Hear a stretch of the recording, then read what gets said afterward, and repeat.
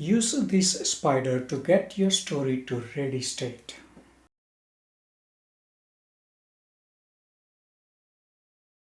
Every industry has collection of abbreviations and acronyms. I believe you need to learn the lingo first in order to master that specific industry. So, learning the lingo is a great first step towards learning and mastering that specific industry.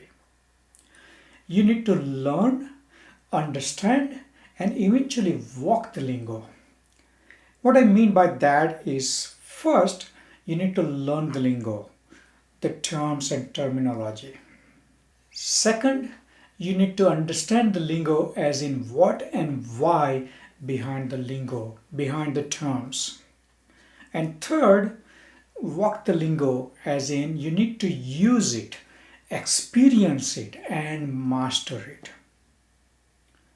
In this series named alphabetSoup, we will look at various interesting abbreviations and acronyms that we often use in Agile. We will look at what they mean and how to use them, and more importantly, how they impact you, your team, and your organization. Alright then, let's look at this SPIDR. SPIDR is an acronym and it stands for Spike, Paths, Interfaces, Data, and Rules, as in business rules. You want to take this spider to your backlog refinement session. Use this as a scissor to slice the user story. When slicing the user story, we are aiming to get vertical slices, and we can use this pattern to achieve that goal. The spike refers to the research. If your team is in the backlog refinement and your team is not able to come up with estimates, there are a lot of unknowns. The team is confused. The team needs more clarity. In that case, you want to spike it down the road and write a research story. Write what is known as a spike story. So the first question the team should be asking is, do we need to do any research? Do we need any additional information? Do we need to investigate and build our knowledge about this particular functionality before we can actually build that? So you are using the spike to do some of that research, some of that digging around and build your knowledge with the spike stories. The second part of the spider refers to the paths. Paths as in different paths to deliver the functionality to the customer. Each of the path becomes a slice of your story. So for example, here we are looking at a story in which the user wants to be able to pay for purchases in an online store. If you look at that functionality, we realize there are various paths to get to that functionality, as in being able to pay for online purchases. I can name 4 different paths here, for example.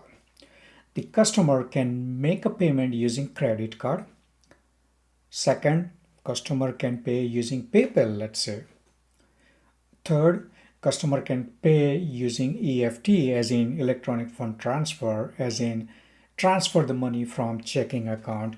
And the third is, let's say we are forward-looking organization and we want customer to be able to pay using crypto. So those are the 4 paths to get to that functionality of paying for online purchases. Now these 4 paths can eventually become 4 different stories. Now you might argue that they are epics rather than stories. But you get the point here. You are looking at different paths and using those paths to slice your original story. Similarly, each interface the customer can and will use should be a separate story in itself. For example, the customer can use the website. Customer can use the mobile app to make that online purchase. So these are the two interfaces the customer can use, and those would be two separate slices of the original story. Now you can go even further. If you look at the mobile app, there are further different interfaces as in iPhone versus Android phone. Now next on the SPIDR is the data. The data boundaries could be good scissor to slice the user story.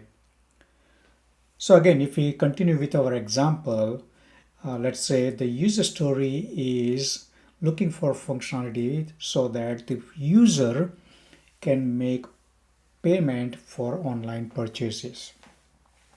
And one of the slides we identified was the credit card, payment using credit card.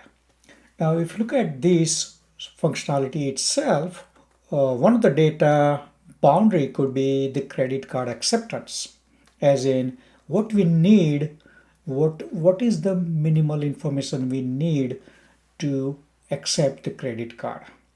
In this case, I would say we need to capture customer identifying information, and then there is a transaction information. This can be two different slices in order for us to accept the credit card. The last piece of this SPIDR refers to rules, as in business rules. Every business, every functionality has business rules associated to it. Use these rules to identify thinner slices of your user story. Inspect the business rules that we have to follow in order to deliver that functionality. And each business rule can become its own user story, its own slice of your user story. Going with our example of credit card purchases, one of the business rules could be the credit card number must be 16 digits. No characters, just digits, and must have 16 digits. So that's a business rule we must follow in order to deliver that functionality. So that business rule can and should become a separate slice of your original story. There you have it. Splitting user story is more of an art than a science. Use this SPIDR to slice your user stories. This SPIDR must be present in your backlog refinement session. Want to know other ways to slice your user stories? Want to know how to slice the user stories so that you get the vertical slice and not the dreaded horizontal slice? If yes, check out my 4-part video series on backlog refinement event itself.